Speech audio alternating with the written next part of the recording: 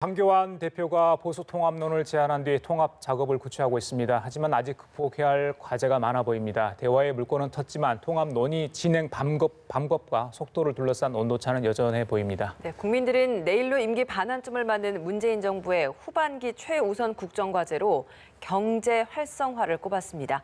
이 관련 내용들 최창렬 용인대 통일대학원장, 김형준 명지대 교수 두 분과 짚어보겠습니다. 네, 어서 오세요. 어서 오십시오. 예.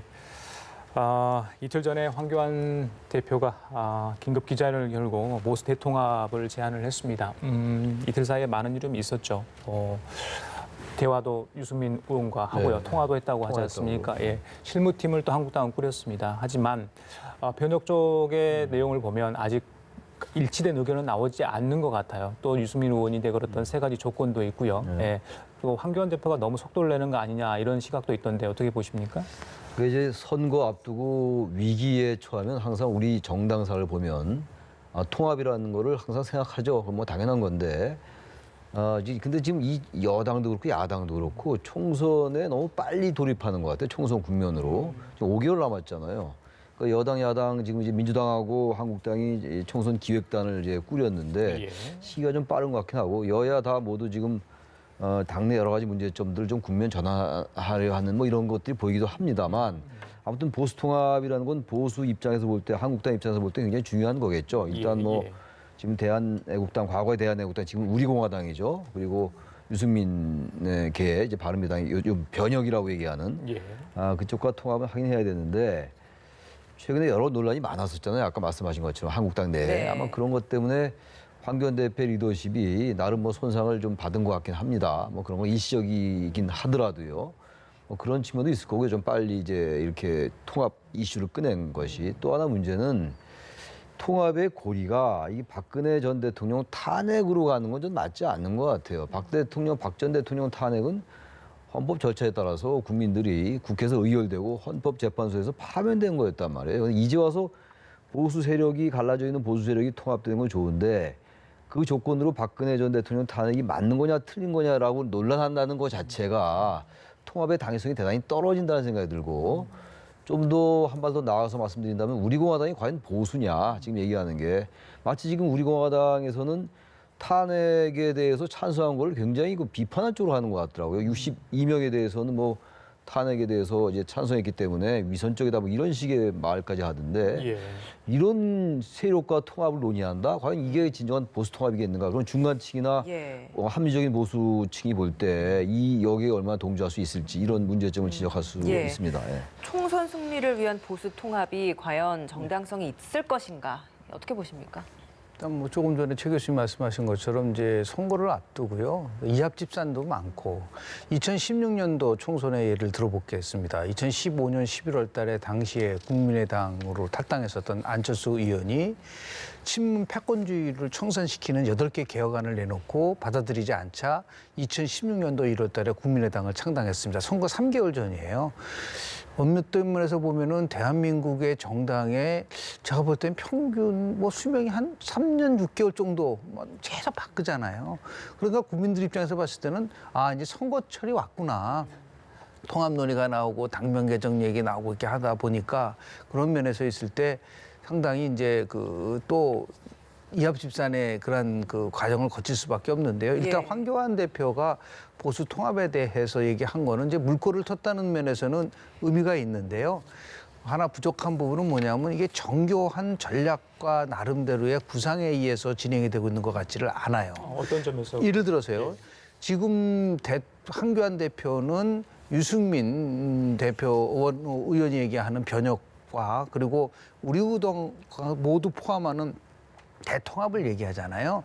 그런데 유승민 의원은 보수 재건 3대 원칙을 얘기했어요. 탄핵의 강을 건너자. 그리고 개혁적 보수의 그리고 마지막에 새로운 집을 짓자. 이 세 개 속에는 우리당은 안 된다는 거예요.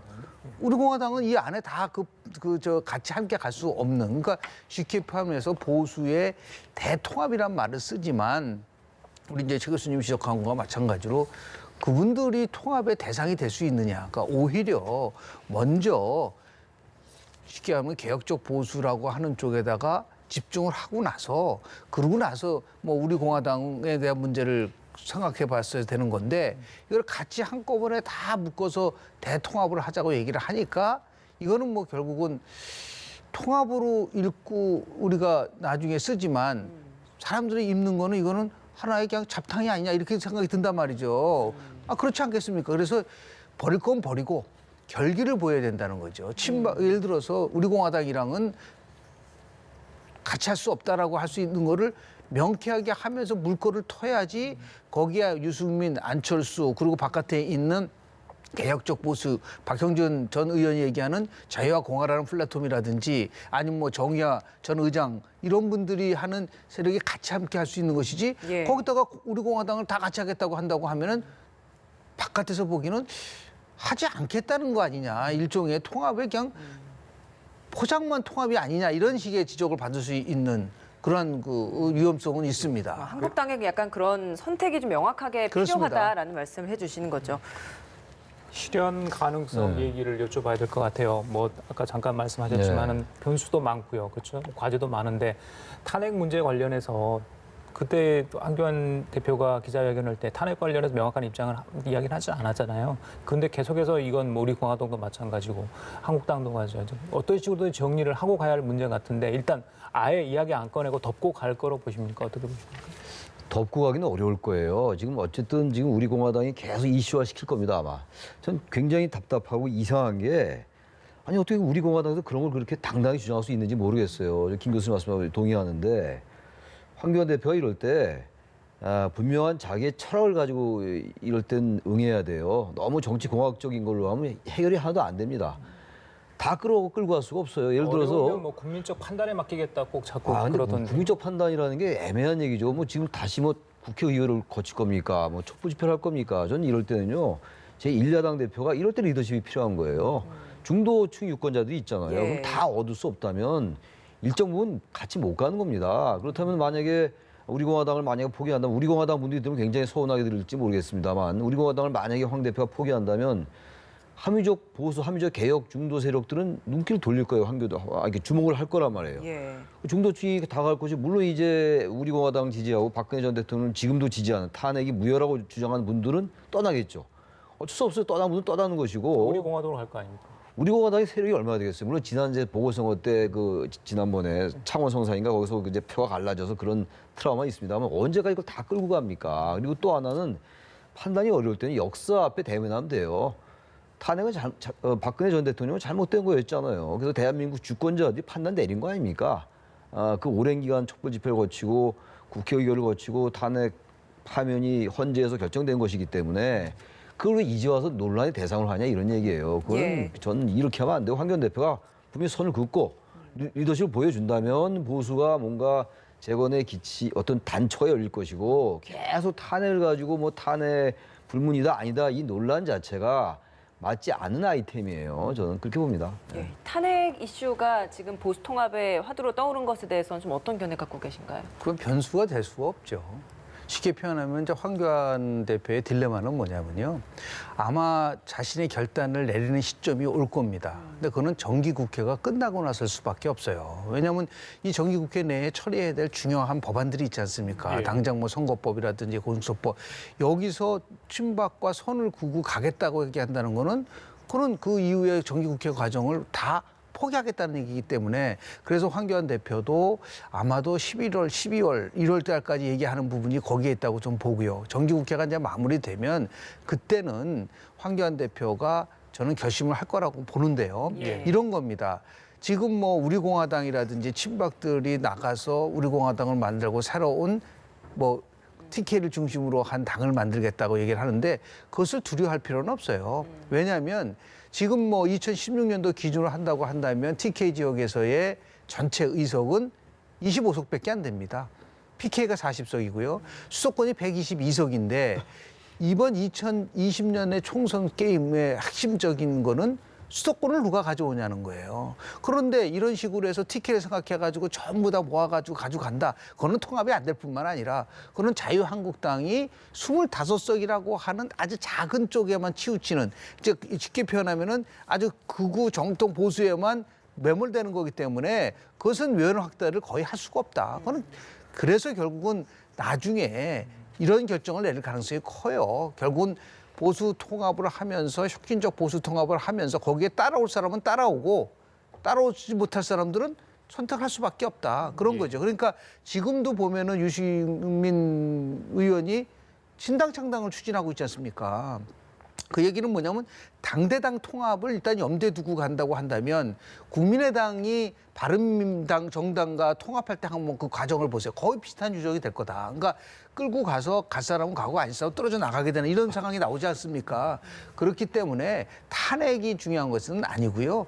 과연 황교안 대표가 2020년도 총선에서 자기가 지향하는 목표가 뭐냐. 엄밀하게 따지면 황교안 대표는 좀 마지막 기회예요.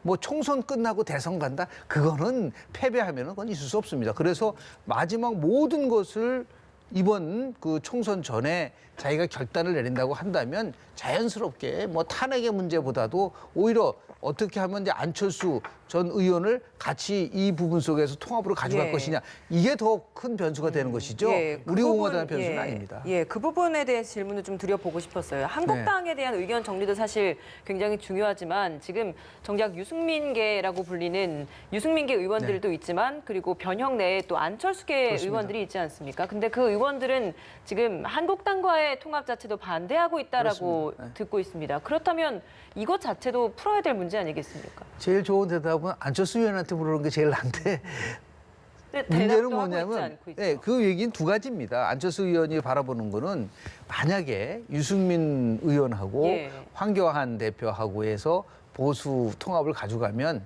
제3지대는 자기가 차지할 수 있다고 보는 것 같아요.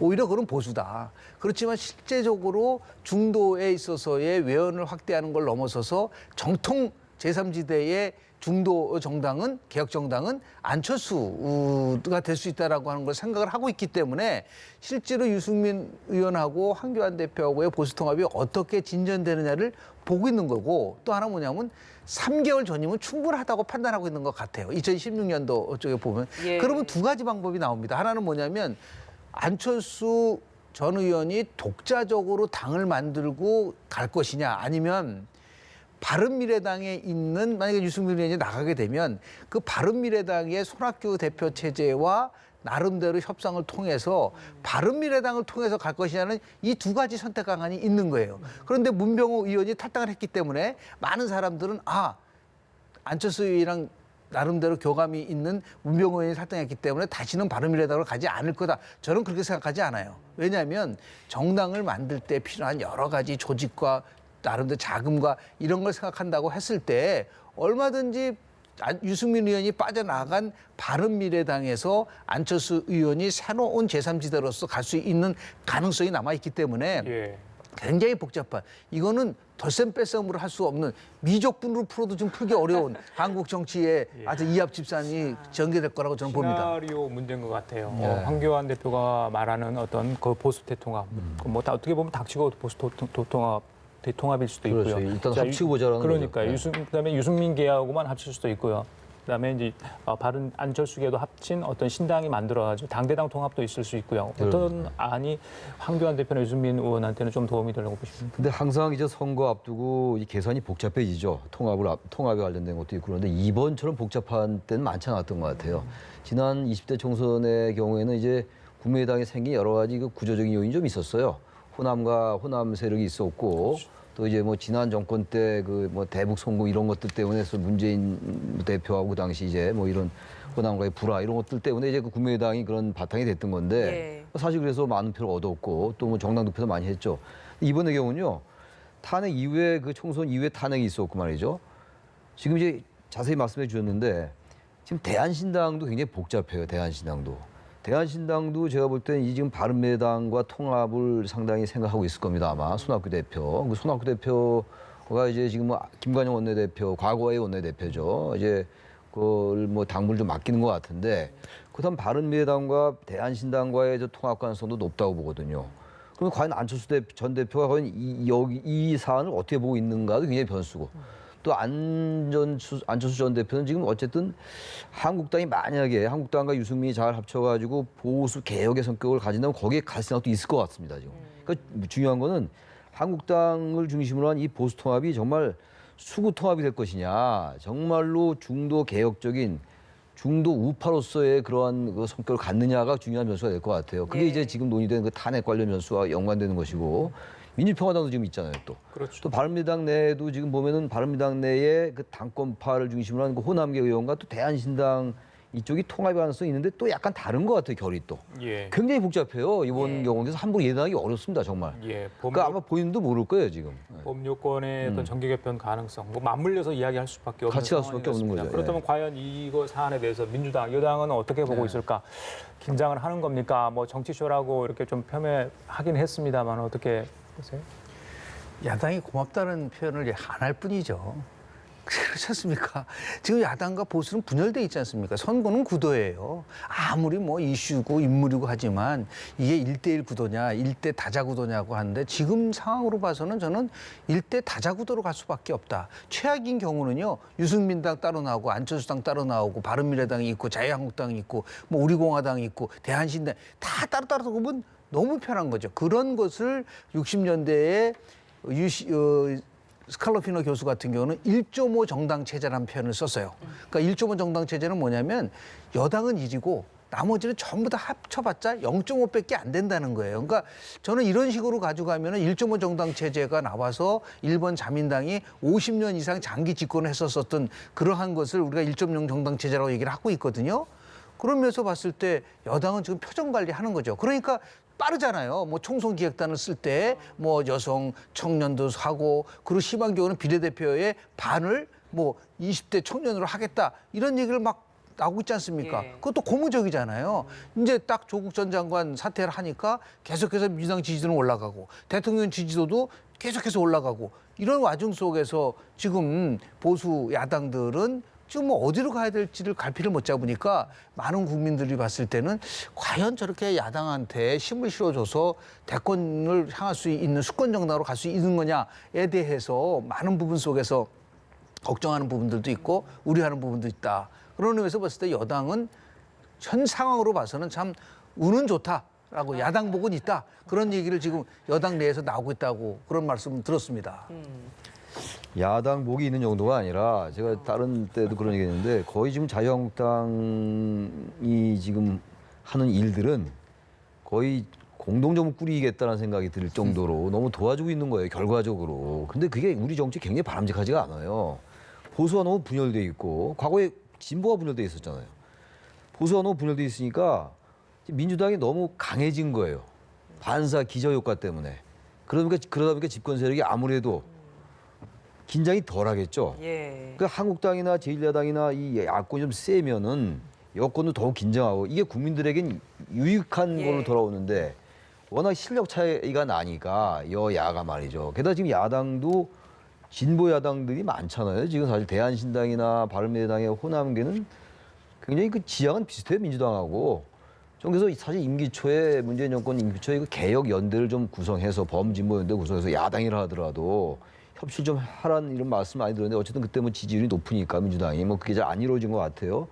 근데 아무튼간 이런 이 구도는 여당에겐 유리하지만 우리 한국 정치는 썩 좋은 구도가 아니에요. 이게 너무 알겠습니다. 격차가 벌어진다. 그래서 지금 보수 통합이 어떤 형태로 될지 모르지만 좀 야권도 강해져야 돼요. 그래야지 뭔가 긴장과 견제가 되지 않느냐 이런 좀 아쉬움이 있습니다. 예. 더불어민주당이 앞서 이제 뭐 총선 준비를 네. 착착 해나가고 있다라고 말씀해 네네. 주셨는데 민주당 싱크탱크인 민주연구원에서 지금 총선 관련해서 또 거론되고 있는 것이 모병제 도입 그렇습니다. 문제 아니겠습니까? 그렇습니다. 근데 네. 이 부분에 있어서 뭐 사실 야당 측에서는 과도하게 지금 흉몰이를 하기 위한 이런 제도를 제도를 만들려고 하는 것이다. 정책을 주장하고 있는 것이다라고 이야기를 하고 있습니다. 모병제를 이렇게 계속해서 공론화하고 있는 민주당의 속내는 뭐라고 보십니까? 크게 이제 선거는 세 가지 변수에서 움직입니다. 하나는 정당, 두 번째는 인물, 세 번째가 이슈예요. 근데 그 차지하는 비중을 보면 정당이 한 25%, 그러니까 그동안 쭉 나왔었던 걸 심층적으로 분석을 해보면요. 예. 그리고 한 인물 정도가 한 40%고 나머지가 이슈입니다. 그러니까 어떠한 이슈를 통해서 대립쟁점을 만드는 거죠. 쟁점이 있는데 하나는 합의쟁점이 있고 대립쟁점이 있어요. 합의쟁점은 누구나 다 원하는 거예요. 그런 거는 서로 우열을 가리기가 어렵지만 이 모병제가 상당히 대립적 쟁점인 거죠. 그러니까 아주 명확하게 찬반이 구별되면서 자신들의 지지층을 끌어모을 수 있는 부분이 있는데 이거는 저는 양날의 칼이라고 봅니다. 왜냐하면 지금 얘기하는 젊은 세대에서 과연 모병제를 어느 정도를 선호할까요?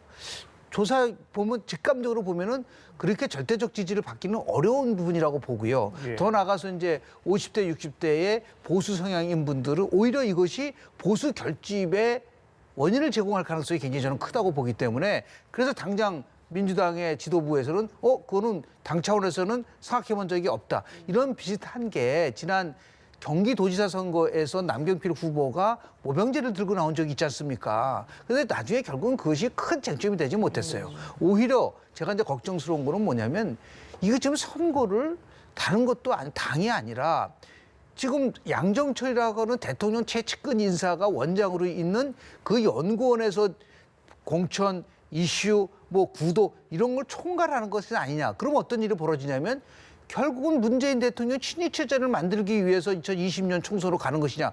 그거는 2016년도에 청와대가 박근혜 친위 체제를 만들기 위해서 공천에 개입하고 그래서 결국은 공천 파동까지 나지 않았었습니까? 이거는 결국 바람직하지 않다고 봅니다. 민주연구원에 나름대로 어떠한 이슈를 개발하는 건 좋지만 전면에 나서서 자기가 이걸 끌고 가겠다고 한다는 것은 굉장히 위험할 수도 있고 당 지도부가 그런 면에 대해서 경고를 줘야 됩니다. 예, 최 교수님 어떻게 보십니까? 뭐 이게 정당의 모병제 같은 경우는 굉장히 중요한 거잖아요. 우리나라 병역제도를 바꾸는 거기 때문에 굉장한 큰 변혁이에요, 그야말로.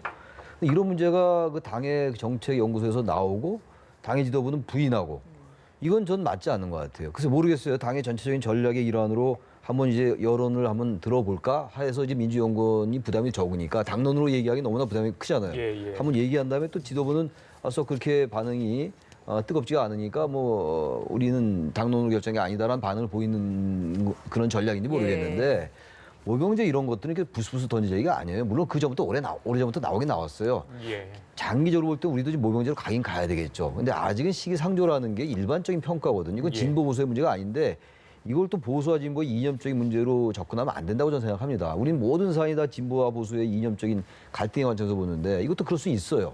대체 진보 진영은 굳이 따지면 모병제에 대한 뭐 동의가 좀 높은 편이죠, 보수보다는. 근데 아직은 그럴 땐 좀 아닌 것 같아서 이런 것들을 선거 쟁점으로 하는 거는 우리 민생에 크게 도움되는 것 같지 않다는 생각이 들어요. 김혜영 최고위원도 시기상조라 이야기를 오늘 회의 때 했네요. 예. 자, 마지막으로 문재인 대통령 내일 임기 반환점이네요. 몇 분 안에 이 2년 6개월을 다 평가할 수는 없을 것 같습니다만 오늘 갤럽 여론조사 결과도 나와 있습니다. 국정 지도와 관련해서 두 분께 같이 여쭤볼게요. 숨가쁘게 달려왔지 않습니까? 민주당 또 청와대 고생을 한 부분은 분명히 있다. 평가야 엇갈릴 수 있겠지만요. 좀 아쉬운 부분이 있다. 먼저 그렇다면 어떻게 지지율과 관련해서 같이 좀 이야기를 해주시죠. 우선 그래도 아쉬운 것보다 좀 잘한 걸 얘기해야죠. 먼저 하신 다음에 어떤 거 저는 그래서 그래도 아무리 지금 남북 관계가 교착 상태에 있다 하더라도 한반도 평화 프로세스는 좀 평가해 줘야 된다고 봅니다. 왜냐하면 2017년도 그때 군사적 긴장이라든지 이런 것들에 대비해 볼 때 북한이 지금 우리에게 대하는 게 어쨌든 우리를 제끼고 미국과 자꾸만 뭐 이제 관계를 가지고 하긴 합니다만 어쨌든 한반도 평화 프로세스를 시도를 걸었다는 거 좀 높이 평가하고 싶고요. 또 하나 문제가 소득주도 성장이라든지 최저임금 인상 이런 부분들에 대한 지향은 좋고 방향은 좀 맞다고 봅니다. 그러나 결과적으로 이 정책에 상당히 문제가 있다는 건 일반적으로 인식되고 있는 것 같아요. 아마 여권 내에서도 이런 얘기들이 많이 나오는 것 같단 말이죠. 그러니까 이런 부분들은 굉장히 선이었으나 결과가 지금 빈부격차 더 벌어지고 있고 이런 게 통계 지표로 나온단 말이에요. 그러니까 이런 부분들은 좀 과감하게 임기 후반에는 지향을 같이 하고 방향은 맞게 설정한다 하더라도 보다 더 이 부분을 유연하게 갖고 갈 필요가 있어요. 인정할 거 좀 인정하고 규제 개혁도 더 확실하게 하고. 근데 규제 개혁 같은 경우 한다고 하는데 별 성과가 없고.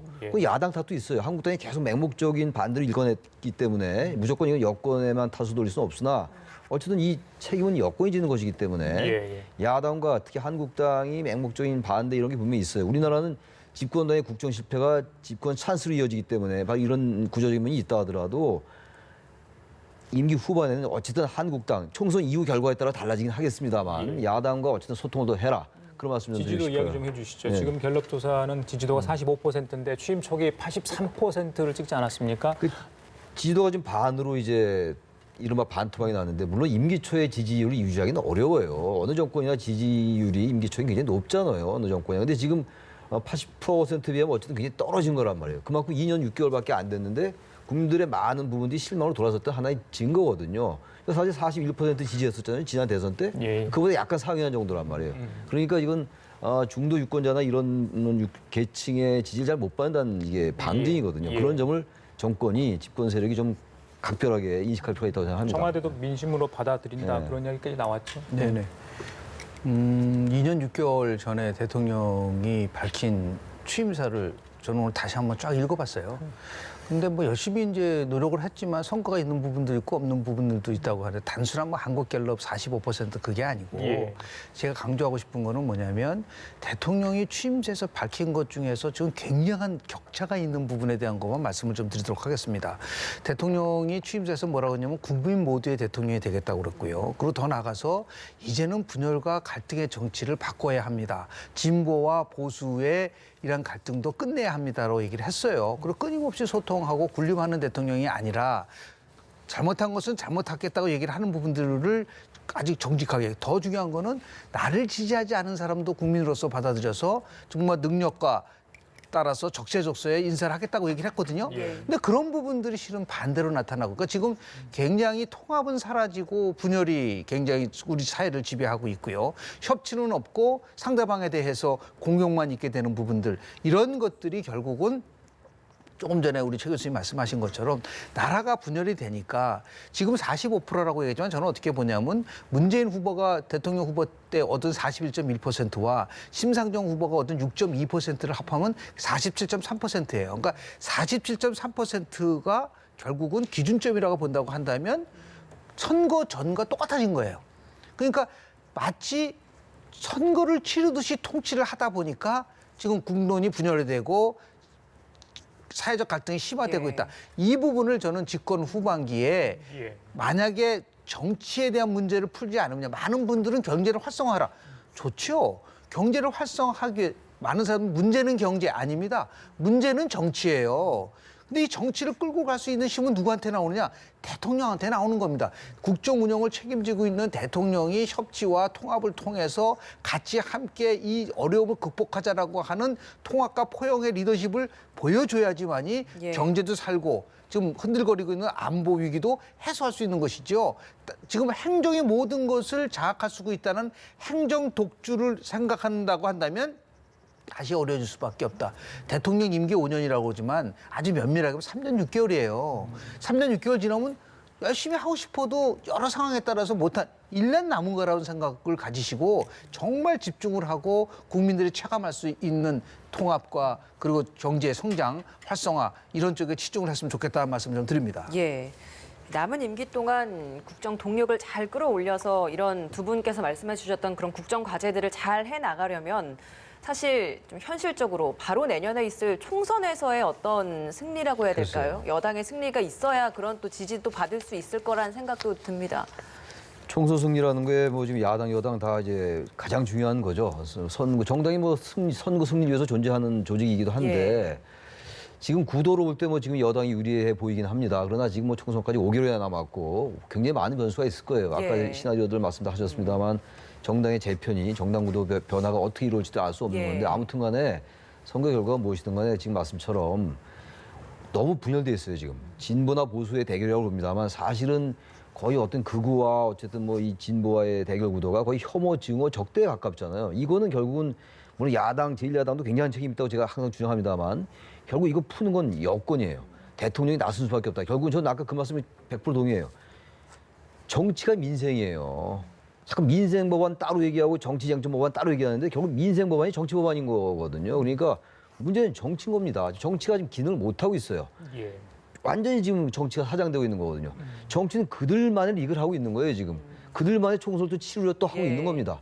그렇게 하지 말고 민심이 무엇인가 본다면 여가 됐건 야가 됐건 총선의 승리는 그 당이 가져갈 것이다. 예. 그런 생각이 알겠습니다. 듭니다. 자, 문재인 대통령이 아까 저기 네. 교수께서 협치 잠깐 말씀하셨잖아요. 오는 11일 청와대에서 여야 대표와 만난다고 합니다. 어제 저녁 강기정 수석이 당대표들하고 연락을 했고 황교안 대표뿐만 아니라 5당 대표가 모두 참석을 하기로 이렇게 의사를 밝혀왔다고 합니다. 협치 이야기 계속 하셨잖아요. 예. 저는 이제 그 총선에서 승리를 해서 만약에 과반수 이상을 얻는다고 해서 국정이 안정되지 않습니다. 숫자로 국정이 안정되는 건 아니에요. 왜냐하면 상대방이 극단적 대결 구도로 가져가면은요 될 수 없습니다. 그래서 집권 후반기에서 대통령한테 정말 필요한 부분은 뭐냐면 인식에 대한 변화입니다. 다시 얘기해서 야당이 적폐청산의 대상이고 그리고 우리랑 같이 갈 수 없다고 하면은 그건 백약이 무효인 거죠. 그러니까 내가 틀릴 수도 있다는 것을 전제로 하고 그리고 민주주의에서는 대화 타협을 가져간다는 생각을 하시고 또 하나 중요한 거는 뭐냐면 진보는 도덕적 우월주의가 있고 보수는 완전히 부패하고 악의 축이다. 그리고 교체 세력을 주류를 교체해야 된다.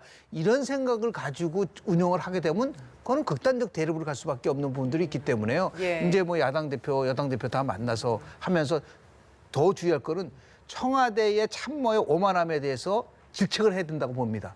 어디 일개 비서가 국회에 나와서 이렇게 무슨 의미가 있어요? 청와대에 있는 수석은 저런 식으로 해서 야당에게 공격적으로 나오면서 대통령은 같이 모여가지고 협치를 하자? 안 됩니다. 그거는 국민들이 받아들일 수가 없어요. 그런 면에 대해서 엄중 경고도 하고 필요하다면은 교체를 시켜서 대통령의 의지를 보이고 같이 협치를 하겠다는 것을 보여줄 때만이 진정성이 있는 것이죠. 그거는 뭐 전혀 상관없이 가고 또 다시 만나서 무슨 몇 마디 얘기하다가 또 다시 또 분열되고 이런 것들보다도 훨씬 대통령의 특단의 조치가 필요하지 않을까 생각을 좀 합니다. 또 하나 문제가요.